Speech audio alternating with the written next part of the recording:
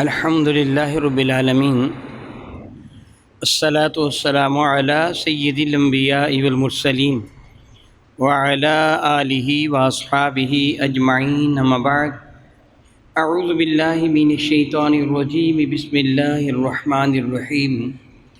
ان اللہ وملائکتہ یصلون علی النبی یا ایہا الذین آمنوا صلوا علیہ وسلموا تسلیما۔ اللہم صلی وسلم وبارک علی سیدنا و مولانا و نبینا محمد النبی الامی الکریم وعلی آلہ واصحابہ اجمعین۔ الصلاۃ والسلام علیک یا سیدی یا رسول اللہ وعلی آلک واصحابک یا سیدی یا حبیب اللہ۔ الصلاۃ والسلام علیک یا سیدی یا رحمۃ للعالمین وعلی آلک واصحابک یا سیدی یا شفیع المذنبین۔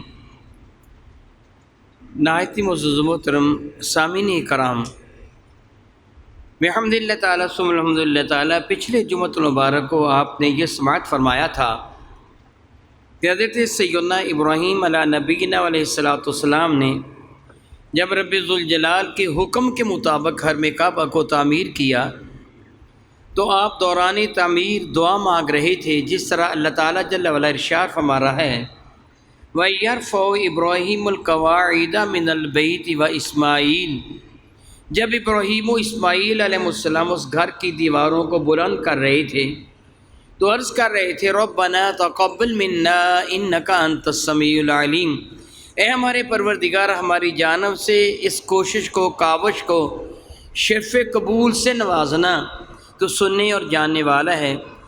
ربنا وجعلنا مسلمین لک، اے اللہ تعالی ہمیں تو اپنے حضور گردن جھکانے والا بنائے رکھنا، ہمیشہ تیرا ہر حکم ماننے والے ہم رہیں۔ وَمِن ذُرِّيَّتِنَا، مولا تنہا ہم ہی ایسے نہ بنے کہ تیرا حکم ماننے والے بنے، مولا ہماری اولاد کو بھی اچھا بنا لینا۔ سبحان اللہ تعالی و بحمدہ، باپ کی ذمہ داری کیا ہے؟ ہمیں ابراہیم علیہ السلام کی مانگی ہوئی دعا نماز میں پڑھنے کا جو حکم دیا گیا ہے میرے کریم آقا کی جانب سے، وہ بھی دیکھیے رب اجعلنی مقیم الصلاۃ، آگے کیا ہے؟ مولا تعالیٰ مجھے بھی نمازی بنا دے، میری اولاد کو بھی نمازی بنا دے، یعنی اپنے لیے بھی دعا مانگی جا رہی ہے، اپنی آنے والی نسل کے لیے بھی دعا مانگی جا رہی ہے۔ رب کے دربار میں یوں ہی عرض کرنا چاہیے۔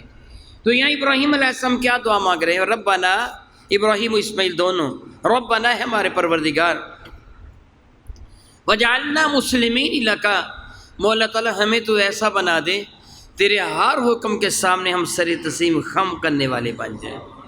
وَمِن ذُرِّيَّتِنَا أُمَّةً مُسْلِمَةً لَكَ، مولا تعالیٰ ہماری اولاد سے وہ لوگ عطا فرمانا ہمیں جو تیرے حضور سر جھکانے والے ہوں، تیرا ہر حکم ماننے والے ہوں۔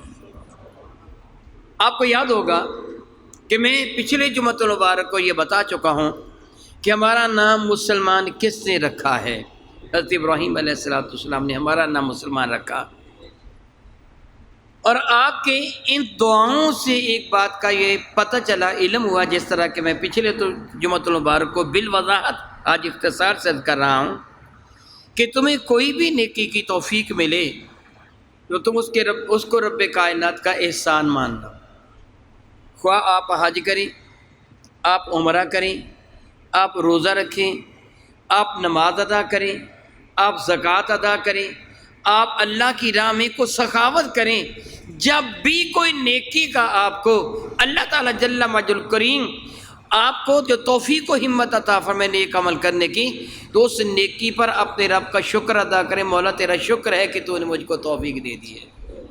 اگر وہ توفیق عطا نہ فرماتا تو ہمیں کبھی بھی نیکی کی توفیق میسر نہ آتی، کبھی بھی نیک عمل نہ کر سکتے۔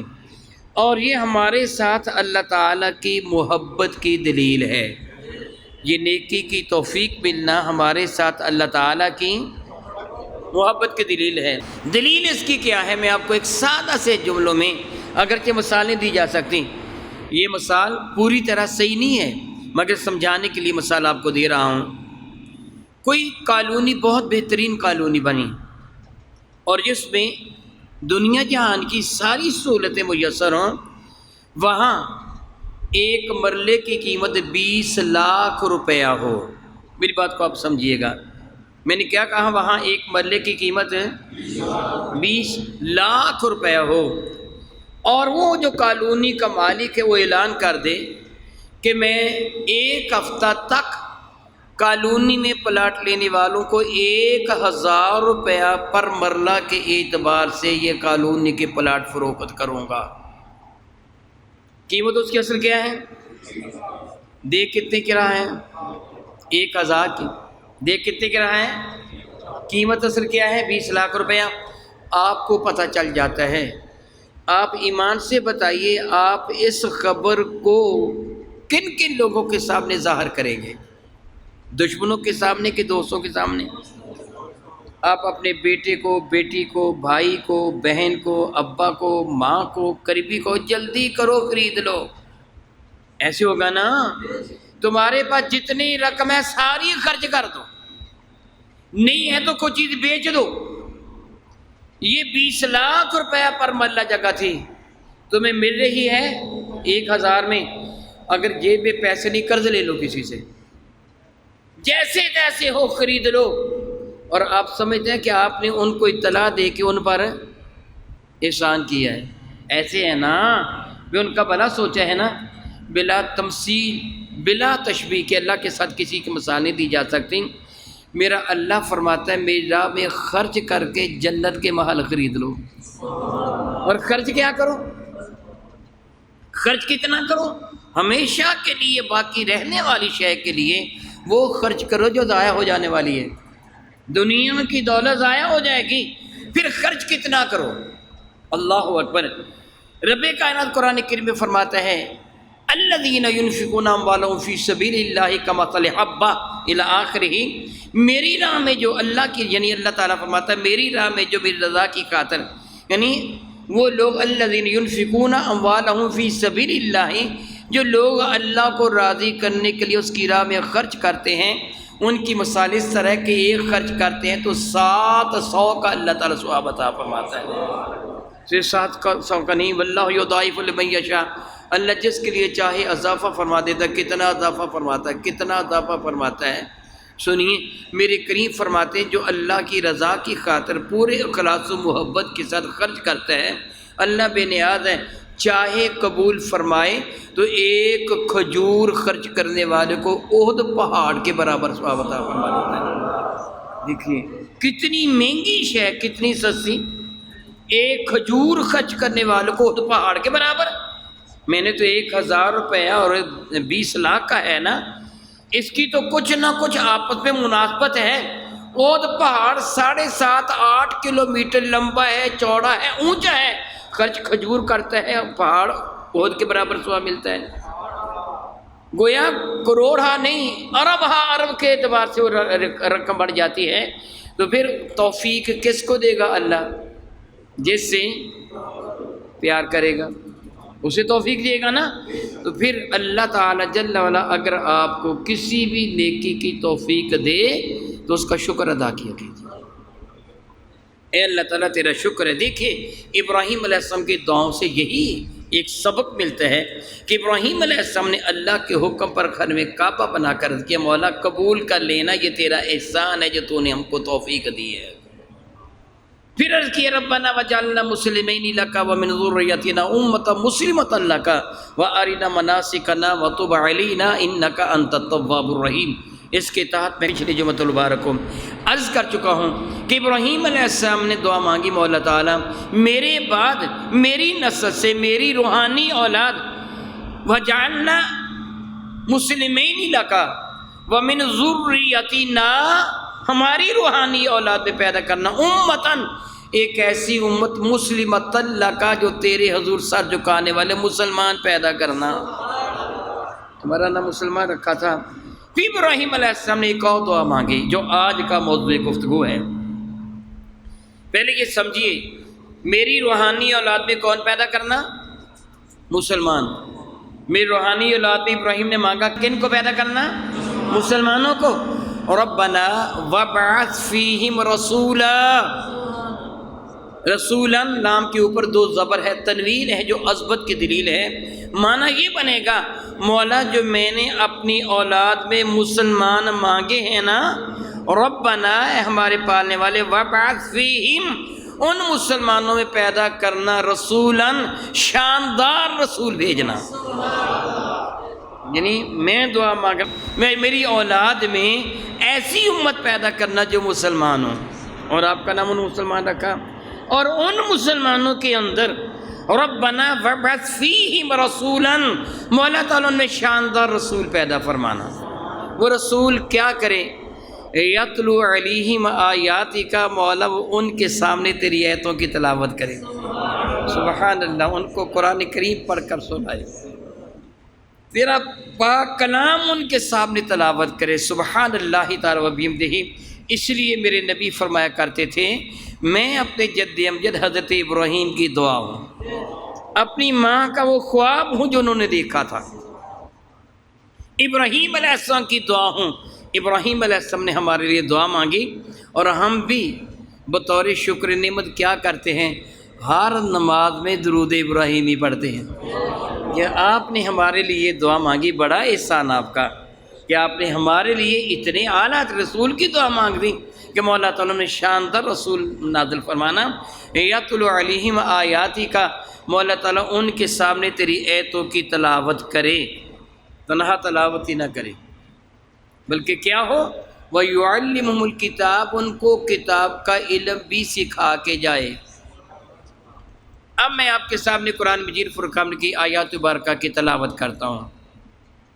وَيَرْفَعُ إِبْرَاهِيمَ الْقَوَاعِدَ مِنَ الْبَيْتِ وَإِسْمَاعِيلُ رَبَّنَا تَقَبَّلْ مِنَّا إِنَّكَ أَنْتَ السَّمِيعُ الْعَلِيمُ رَبَّنَا وَاجْعَلْنَا مُسْلِمَيْنِ لَكَ وَمِنْ ذُرِّيَّتِنَا أُمَّةً مُسْلِمَةً لَكَ وَأَرِنَا مَنَاسِكَنَا وَتُبْ عَلَيْنَا إِنَّكَ أَنْتَ التَّوَّابُ الرَّحِيمُ رَبَّنَا وَابْعَثْ فِيهِمْ رَسُولًا مِّنْهُمْ يَتْلُو عَلَيْهِمْ آيَاتِكَ وَيُعَلِّمُهُمُ الْكِتَابَ وَالْحِكْمَةَ وَيُزَكِّيهِمْ إِنَّكَ أَنْتَ الْعَزِيزُ الْحَكِيمُ. میں نے آپ کے سامنے قرآن کریم کی آیات مبارکہ کی تلاوت کی. میری تلاوت سن کر آپ سب کو یہ آیتیں یاد ہو گئیں؟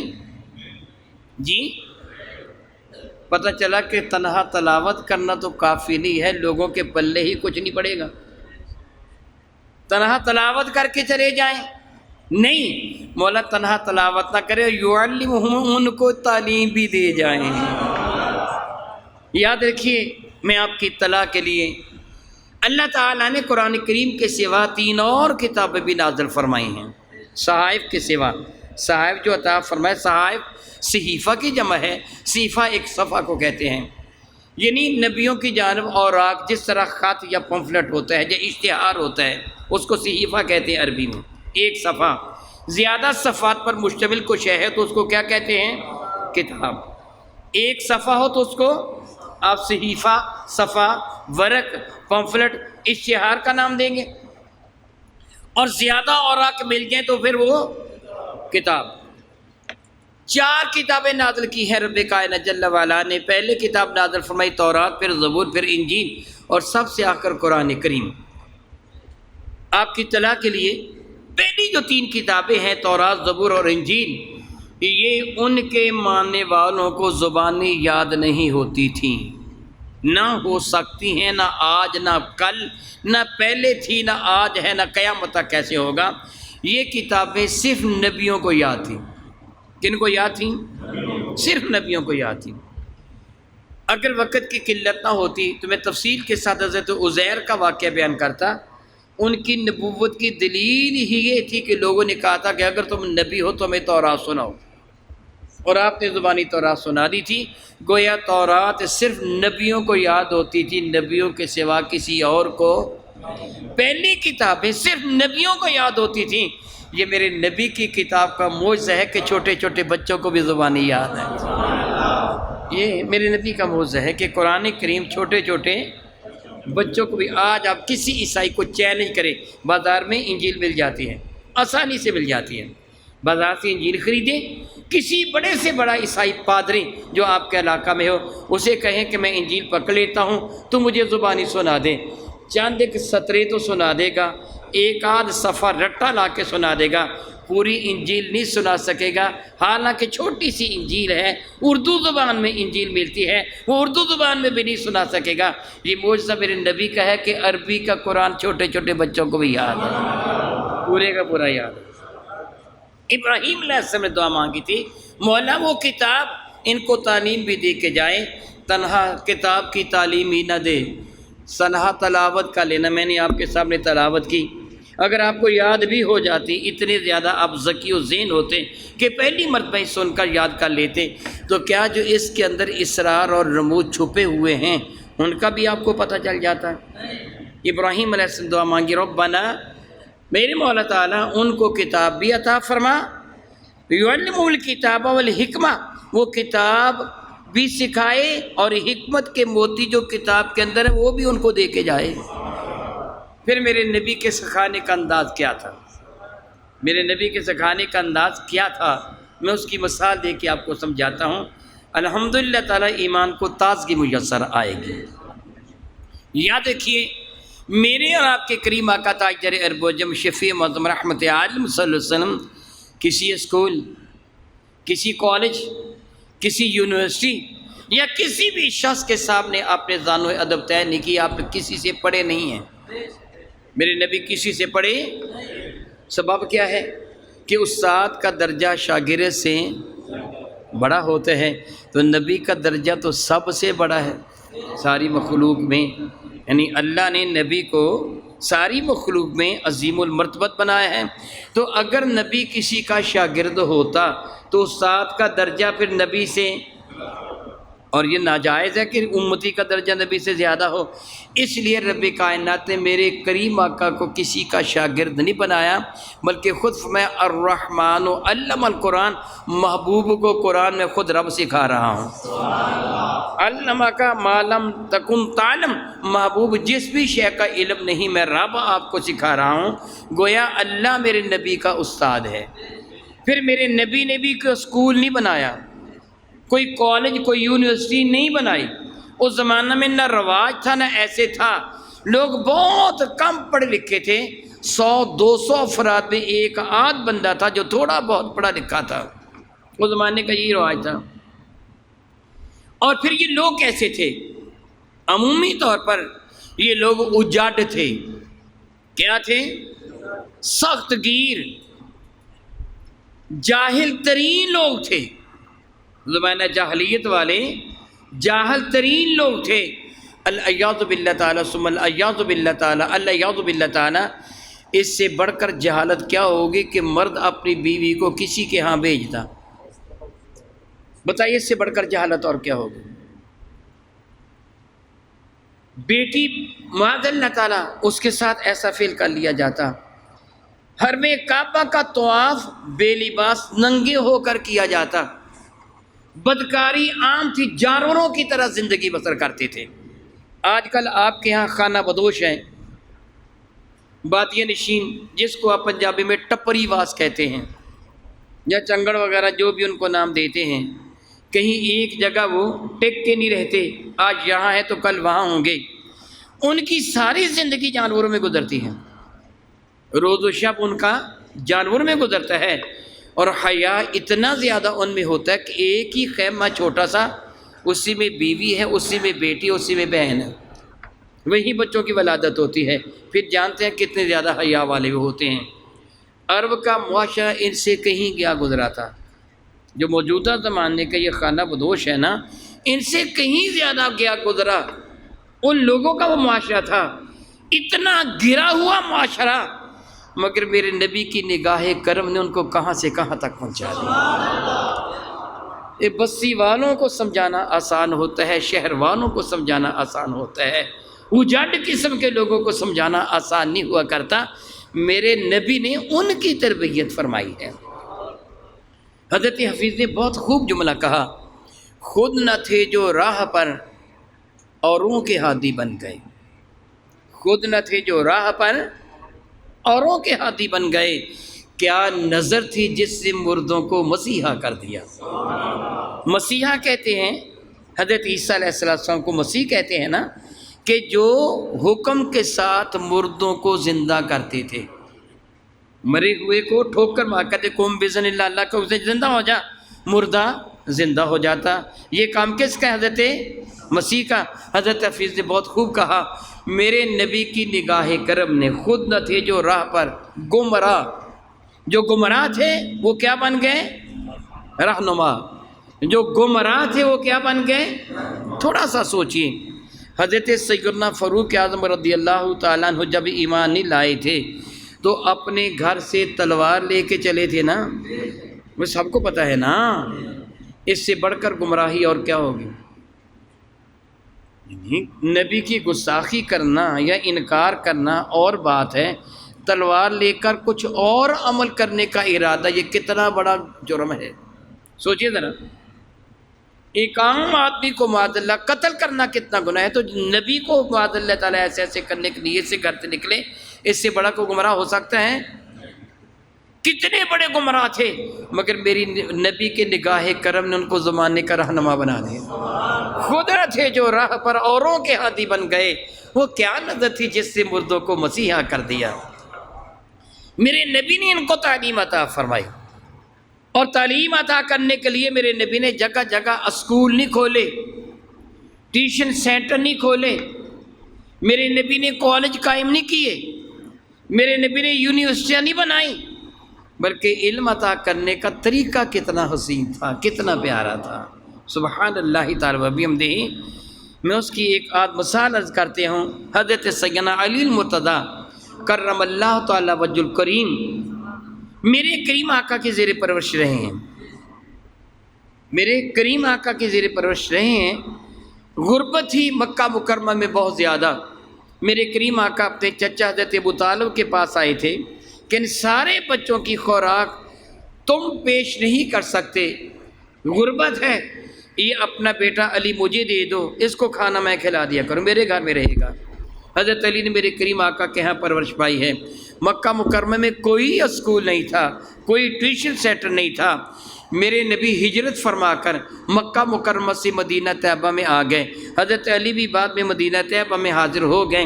کسی یونیورسٹی، کسی اسکول، کسی کالج، کسی ٹیوشن سینٹر میں آپ نے داخلہ نہیں لیا، کسی کے شاگرد نہیں ہے کہ کسی کے سامنے جا کے ذان و ادب طے کیا ہو اور پھر کچھ نہ کچھ لکھا ہو یا پڑھنا سیکھا ہو کسی سے، میرے نبی ہی کے شاگرد ہیں۔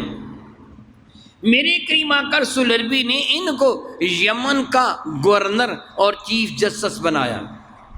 عامل و قاضی القضات، عامل گورنر، قاضی القضات چیف جسٹس۔ یاد رکھیے یہ دونوں اہم ترین عہدے ہیں۔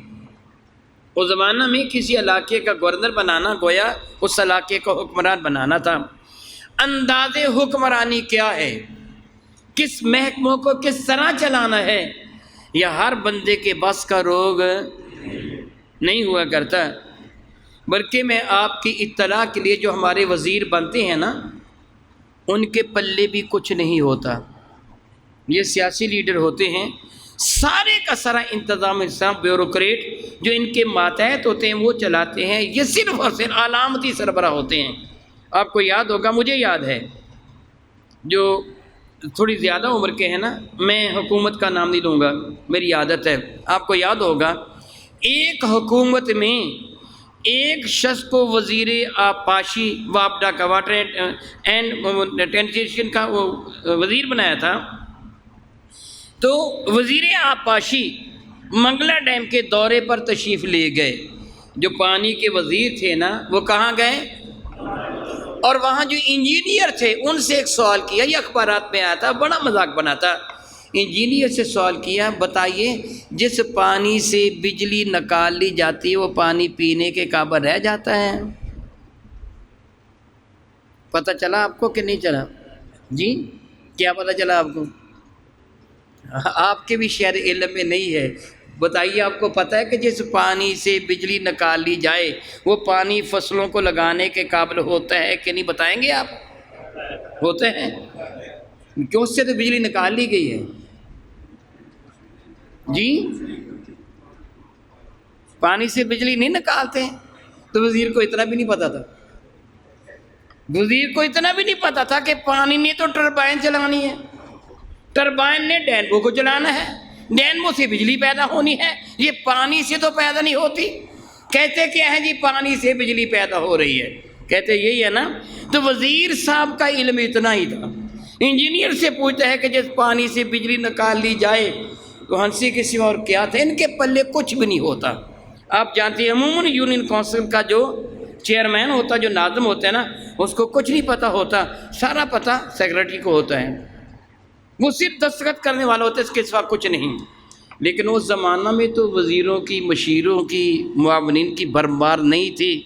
جس سے گورنر بننا تھا سارے محکمے اسی نے چلانے تھے، کیا بولا، سارے محکمے، اس کا کوئی بھی معاون نہیں تھا۔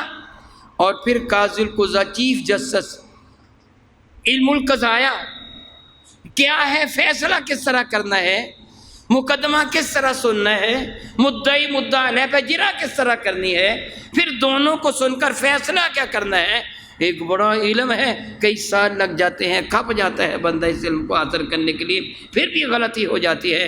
حضرت علی کو بیک لک دونوں شعبے دے دیے، دونوں عہدے، علی تم وہاں کے گورنر بھی ہو اور قاضی القضاء بھی ہو، چیف جسٹس بھی ہو۔ حضرت علی کھڑی ہو کر کہ یا رسول اللہ، آپ نے دو بڑے اہم ترین عہدے مجھے دے دیے، میں تو بالکل ہی ان پڑھ ہوں، یا رسول اللہ میں تو لڑ جوان ہوں، مجھے پتہ ہی نہیں کہ معاملات حکومت کس طرح چلانے ہیں، مجھے علم ہی نہیں علم القضایا کا، فیصلہ کس طرح کرنا ہے۔ تو میرے کریم آقا نے یہ نہیں فرمایا رسول کی کتابیں پڑھ لے، افلاطون کی کتابیں پڑھ لے، لقمان کی کتابیں پڑھ لے، نہیں نہیں، یہ نہیں فرمایا، بلکہ فرمایا علی آگے آؤ۔ کیا بولا، علی، حضرت علی آگے بڑھے، میرے کریم آقا نے اپنا دست مقدس کا سینے پہ رکھا مارا اور عرض کیا مولا علی کے سینے کو علم کے لیے کھول دے، اے اللہ علی کے سینے کو علم کے لیے کھول دے۔ پھر پکڑ کر سینے انور سے لگا کے بھینچا، بھینچ کر چھوڑ دیا۔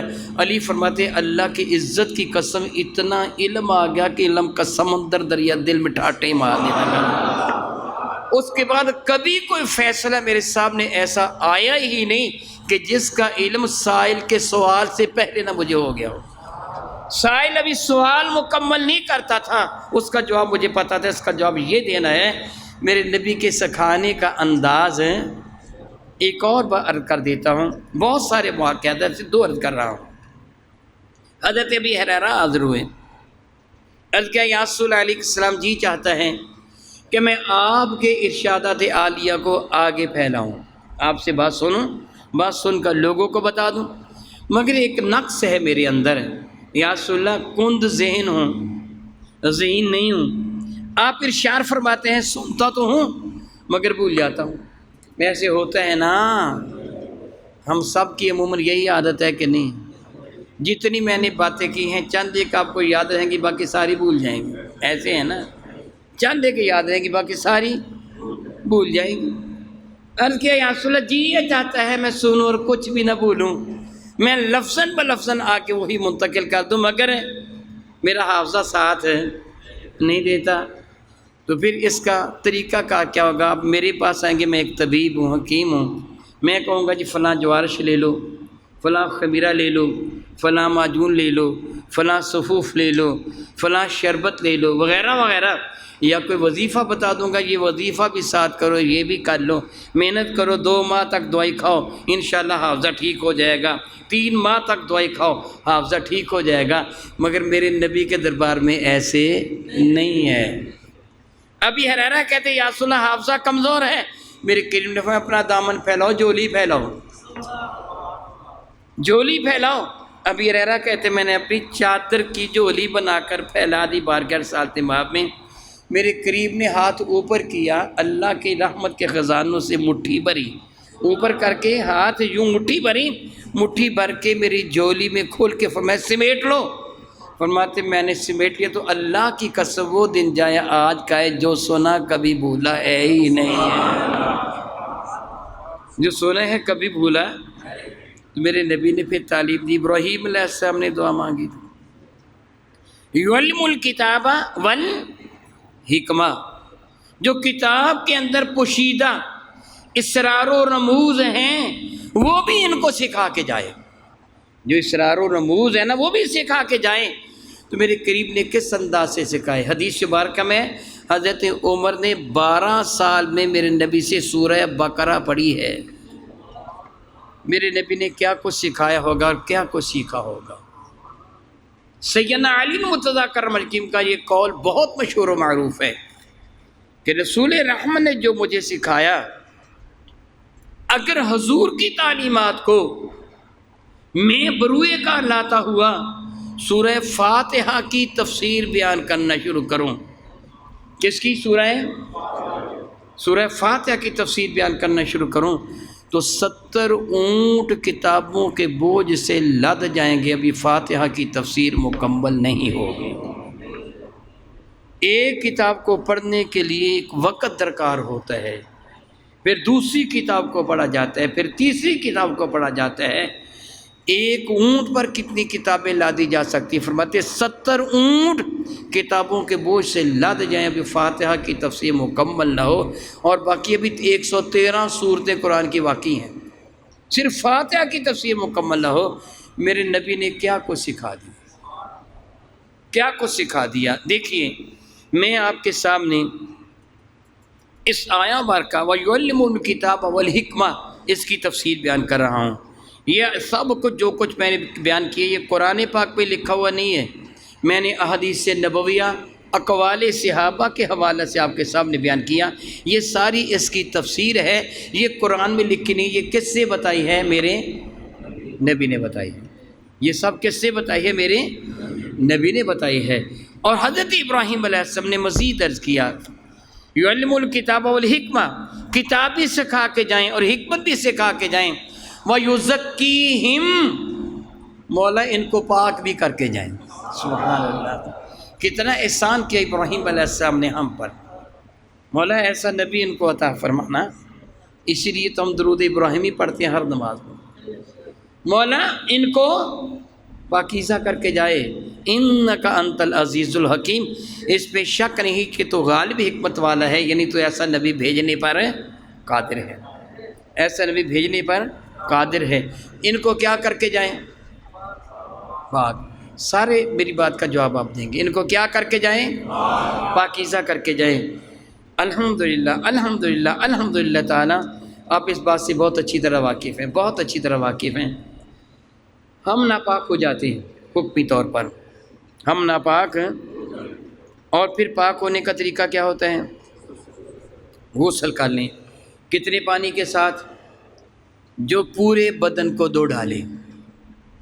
کتنا پانی؟ جو پورے بدن کو 20 لیٹر 30 لیٹر پانی 40 لیٹر پانی جو پورے بدن کو دھو ڈالے، اتنے پانی سے ہم پاک ہو جاتے ہیں۔ اگر معاذ اللہ تعالیٰ معاف فرمائے ایسا وقت نہ آئے ہم ایسے بیماروں کو پانی کو ہاتھ نہ لگا سکیں یا پانی موجود نہ ہو، پھر تیمم، پھر کیا ہوگا؟ تیمم۔ پاک ہونے کے لیے کسی شے کی ضرورت ہے کہ نہیں؟ ذہن میں رکھنا ہے آپ نے، میں نے آپ سے سوال کرنا ہے بعد میں۔ پاک ہونے کے لیے کسی شے کی ضرورت ہے کہ نہیں؟ وہ کون کون سی چیزیں ہیں؟ پانی اور مٹی۔ پہلے کیا ہے؟ پانی۔ پانی میسر نہ ہو تو پھر مٹی۔ کیا پانی اور مٹی کے بغیر بھی آپ پاک ہو جائیں گے؟ نہیں ہوں گے۔ اب پاک ہونے کے لیے دو میں سے ایک چیز کی سب سے پہلے کیا ہے؟ پانی۔ پانی میسر نہ ہو، پانی پر قدرت ہو تو پھر مٹی ہے، ایسے ہے نا۔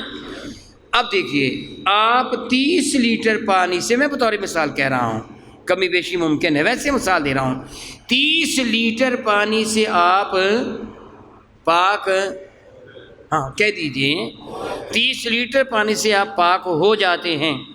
اگر کسی عیسائی کو، یہودی کو، سکھ کو، ہندو کو، کافر کو اتنے پانی سے غسل دیں وہ بھی پاک ہو جائے گا؟ جی، پوری نہر کے پانی سے، پورے دریا کے پانی سے، 7 سمندروں کے پانی سے غسل دیں پاک ہو جائے گا؟ جس کو 7 سمندروں کا پانی پاک نہیں کر سکتا، میرے نبی کے دامن سے وابستہ ہو جائے پاک ہو جاتا ہے۔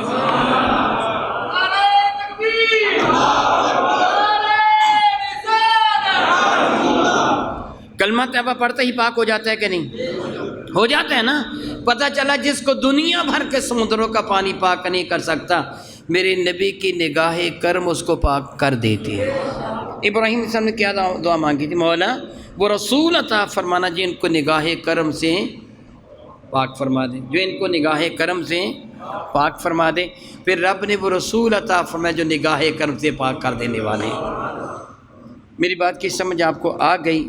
میں نے قرآن کریم کا ترجمہ آپ کو 129 نمبر یہ آیت برکہ ہے سورہ بقرہ کی، سورہ پہلے پارے کا آخری رکوع یہاں سے شروع ہو رہا ہے. وَمَن يَرْغَبُ عَن مِّلَّةِ إِبْرَاهِيمَ حَنِيفًا، یہ آخری رکوع کی پہلی آیت برکہ ہے جو میں نے سنائی ہے کہ ربنا وَبَعَثْ فِيهِمْ رَسُولًا مِّنْهُمْ. یہ آخری رکوع کے پچھلے رکوع کی آخری آیت برکہ، یہ میں بار بار اس لیے سمجھا رہا ہوں. آپ اپنے گھر میں قرآن کریم جو ترجمے والا تفسیر والا ہے پڑھ کے دیکھیں کہ اس کا ترجمہ یہی بنتا ہے کہ اللہ تعالیٰ ایسا رسول بھیجنا جو ان کو کتاب اور حکمت سکھائے، وَيُزَكِّيهِمْ، ان کو پاک کر کے جائے، إِنَّكَ أَنْتَ الْعَزِيزُ الْحَكِيمُ، بے شک تو غالب حکمت والا ہے. مولا ایسا رسول بھیجنا. دیکھنا کہ جو کچھ میں نے ترجمہ کیا یہی ترجمہ ہے. اگر یہی ترجمہ ہو تو پاک کس نے کیا؟ اللہ کے نبی نے. حقیقتاً پاک کون کرنے والا ہے؟ جس طرح پاک کرنے والا اللہ ہے، آپ کو پاک کیا پانی کے ذریعے سے. ابھی میں بتا چکا ہوں آپ کیا نہیں بتا چکا؟ بتائیے بلا. یہ میری بات بڑے غور کے ساتھ آپ نے سننی ہے، میں اس لیے آپ کو سمجھا رہا ہوں. آپ کو پاک کیا اللہ نے، سبب کیا بنا؟ پانی. مٹی رہنے دیں ابھی نا، اسی تک اکتفا کریں. وہ تو مسئلہ تو آپ کو پتہ چل گیا کہ پانی پہ قدرت ہوتا مٹی سمجھنے کے لیے. پاک کیا آپ کو اور ذریعہ کیا بنایا؟ پانی کو. اگر پانی نہ ہو، مٹی نہ ہو، آپ پاک ہو جائیں گے؟ پانی بھی ہو، مٹی بھی ہو، مگر آپ کی وہاں تک رسائی نہ ہو. پانی ہے تو سمندر میں، دریا میں، مٹی ہے تو بہت دور. آپ معاذ اللہ ثم معاذ اللہ ایسی جگہ موجود ہیں یہاں یہ دونوں چیزیں نہیں تو آپ پاک ہو جائیں گے. پاک ہونے کے لیے کیا چاہیے؟ پانی. مٹی کو رہنے دیں، مسئلہ تو ہو گیا نا. پاک ہونے کے لیے کیا چاہیے؟ پانی میسر نہ ہو، آپ کی پہنچ پانی تک نہ ہو، پاک ہو جائیں گے؟ ابراہیم نے کن کے لیے دعا مانگی تھی کہ کن کو بھیجنا، ان کو کیا کریں؟ نبی کو بھیجنا، نبی پاک کرے. پھر رب کے حکم سے پاکیزگی کون دیتے ہیں؟ نبی. اچھا آپ سارے پاک ہیں کہ پلید ہیں؟ یار بتا دو سارے ہیں. بتاؤ، مسجد میں بیٹھے ہو، سچ بولنا. آپ کیا ہیں؟ پاک ہیں. تو کس کے صدقہ سے پاک ہیں؟ جی پانی موجود نہ ہو تو آپ پاک نہیں ہو سکتے. نبی موجود نہ ہو پھر آپ کیسے پاک ہو جائیں گے؟ نبی موجود نہیں تو پھر آپ کو پاک کس نے کیا ہے؟ پتہ چلا اگر تو یہ کہتا ہے میرے دامن میں ایمان ہے تو نبی کو زندہ ماننا پڑے گا. اگر تو یہ کہتا ہے میں مسلمان اور پاک ہوں تو پھر پاک کرنے والے کرتا اللہ ہے. پاک کرتا اللہ ہے. جس طرح پانی کے وسیلہ سے پاک کرتا ہے، اسی طرح نبی کی نگاہ کرم کے وسیلہ سے پاک کرتا ہے. اگر پانی موجود نہ ہو تو پاک نہیں ہو سکتا، تو نبی موجود نہ ہو تو پھر تو پاک کیسے ہو سکتا ہے؟ پھر تجھے کیا ماننا پڑے گا؟ اللہ کے نبی زندہ ہے اور ان کا فیض ہے، وگرنہ میں کبھی پاک نہ ہو سکتا اگر نبی کی نگاہ کرم کا فیض نہ ہوگا. اب آپ کلمہ طیبہ کی تلاوت کیجئے گا. لا الہ الا اللہ کیا معنی بنتے ہیں؟ لا الہ الا اللہ کیا معنی بنتے ہیں؟ اللہ تعالیٰ جل وعلا کے سوا کوئی بھی عبادت کے لائق اور مسلمان ہونے کے لیے اگلا جملہ کیا ہے؟ محمد الخواہ. آپ کلمہ شہادت پڑھیں، اشہد اللہ الہ الا اللہ، میں گواہی دیتا ہوں کہ کائنات تسلیم اللہ تعالیٰ کے سوا کوئی بات کے لائق نہیں. واشہد ان، اور میں اس بات کی گواہی دیتا ہوں محمد رسول اللہ، محمد کریم اللہ تعالیٰ کے تھے. دیکھو نہیں مانتے آپ. کیا ترجمہ ہے؟ ہیں ہی کہنا ہوگا، تھے کہیں گے تو کافر ہو جائیں گے. ہیں ہی کہنا پڑے گا. اللہ کے رسول ہیں. پاکستان کا فلاں وزیر اعظم کبھی تھا. فلاں صدر کبھی تھا لیکن اب فلاں ہے، جو موجود ہے وہ ہے، جو نہیں وہ، جو مر گیا وہ تھا، جو زندہ ہے وہ ہے۔ تو پھر نبی تھا کہ ہے؟ الحمدللہ ہمارا یہی تو عقیدہ ہے، ہمارا یہی تو عقیدہ ہے۔ محمد کریم آج بھی اللہ کے رسول، اگر ہم کہیں گے کہ تھے تو پھر تو قادیانی کو ماننا پڑے گا۔ اگر ہم یہ کہیں وہ اللہ کے رسول تھے، پھر اب کون ہے؟ جو اب موجود ہے، پھر اس کو ماننا پڑے گا نا۔ یہ کبھی نہیں ہوا کہ کوئی فوت ہو جائے مگر عہدہ باقی ہو، یہ نہیں ہوا کبھی بھی۔ فوت ہو جائے مگر عہدہ باقی ہو۔ وہ کل بھی اللہ کے رسول، آج بھی اللہ کے رسول ہیں، قیامت تک اللہ کے رسول ہیں۔ ہمارا یہی عقیدہ ہے۔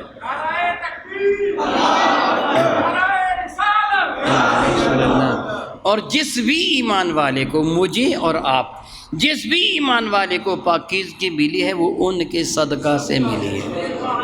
پاکیزہ کیا کس نے ہے؟ اللہ نے۔ پاکیزہ کرتا کون ہے؟ اللہ۔ اور کس کے صدقہ سے؟